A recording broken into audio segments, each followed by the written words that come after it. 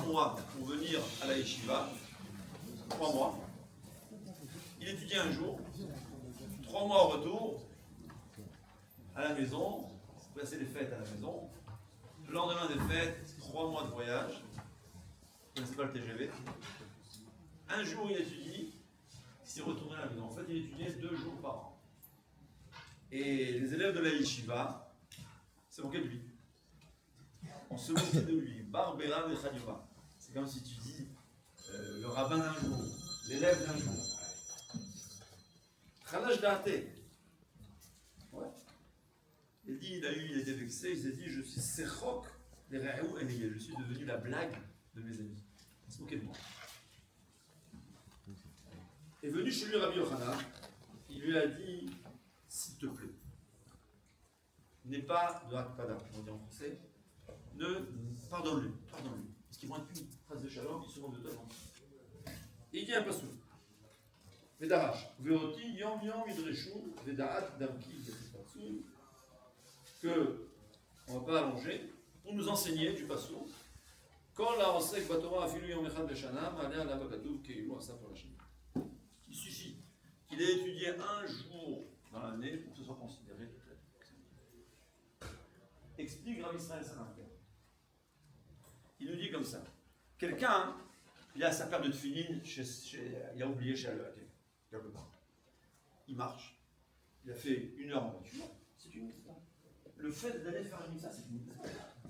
Mais on ne peut pas dire que c'est à la hauteur de mettre les tefilines.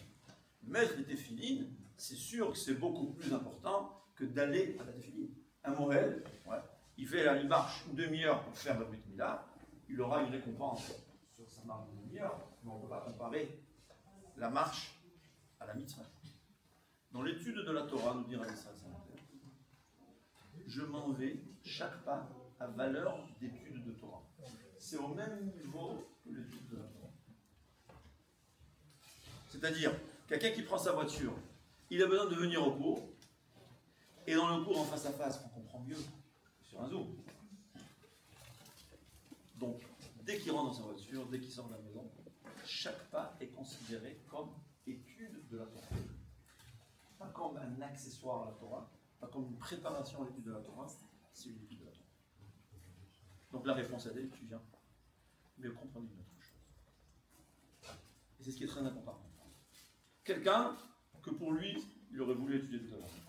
Mais il peut pas, il doit travailler. Il a besoin de se nourrir. Ouais. Il a besoin de dormir. Il a besoin de manger. Mais pour lui, le plus important de la journée, c'est l'étude de la Torah. C'est sa vie. Qui aime chayenu v'rechamenu. Sans ça, il ne va pas vivre. Le but, c'est l'étude de la Torah. Nos sages nous enseignent. Il arrive en haut, on va lui dire, tu vas étudier la Torah 24 heures sur 24. On m'a dit qu'on est en la maïrette, non? En gros, c'est le montre de la vérité. En gros, c'est ça la vérité. Pourquoi tu dors? Pour pouvoir étudier. Pourquoi tu manges? Pour pouvoir étudier. Pourquoi tu travailles? Pour te nourrir. Pourquoi tu veux te nourrir? L'essentiel, c'est pour toi étudier la Torah. Donc, c'est considéré qu'il a toute la journée étudié la Torah. Ouais, il s'est préparé à la Torah.